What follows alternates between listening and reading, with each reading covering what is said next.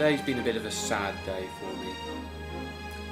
Just before the children came into the classroom this morning, about 8:30, my teaching assistant noticed in the gerbil cage that, sadly, Polly had passed away over the weekend.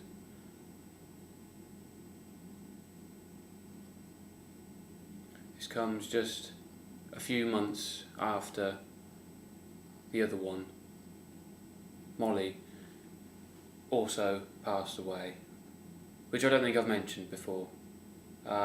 This was when my dad was in hospital, and Tom didn't want to upset me even more by telling me the truth, that in fact the gerbil had not escaped, but the gerbil had escaped, was trapped in the bathroom, had ventured into the toilet and drowned.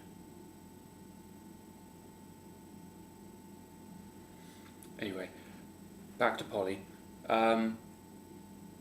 Yes, we decided at the end of the day today to bury Polly, who we miss very dearly, outside the front of the school. So I can't do that voice anymore. Outside the front of the school, and unfortunately, we got out to the front of the building and realised we didn't have anything to dig with. Luckily, my TA, so I keep saying TA, teaching assistant, my TA lives just the other side of the road, so she went to her garage to get a spade. And while she was over there doing it, I was just kind of stood at the front of the school, which no one ever normally goes to, really. It's a grassy area that, you wouldn't be there unless you were there for a specific purpose. And who should come along the street? 3 kids from my class. "Hello, Mr. Barnes. What are you doing there? That's a very random place for you to be standing." I'm burying the gerbil. There was no lie that I could have said, and yes. A few minutes later, once my TA had returned, initially hiding the spade behind her back,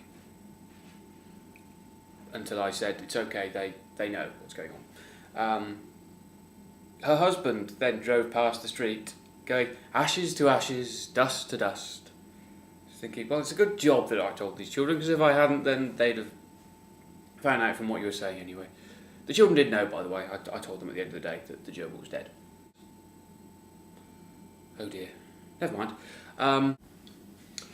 Talking about my dad, actually, got an email from him today. He had a checkup from the hospital, and they've said they don't want to see him anymore, basically, which is good news, because it means he's doing incredibly well, and yeah, which a few months ago we thought it was over quite a few times, and it's not.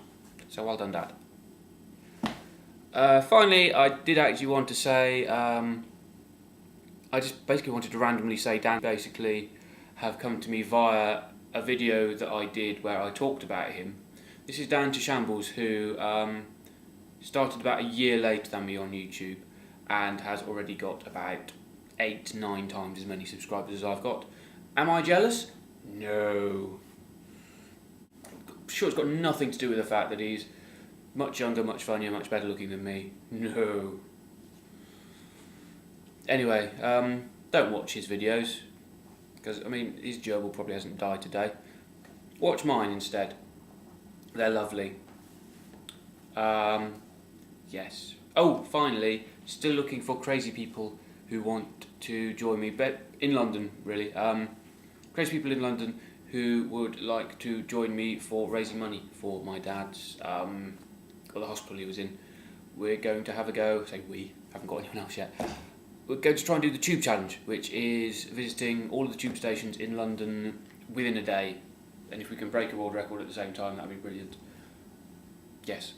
If you want to know more, send me a message. Thank you. Bye.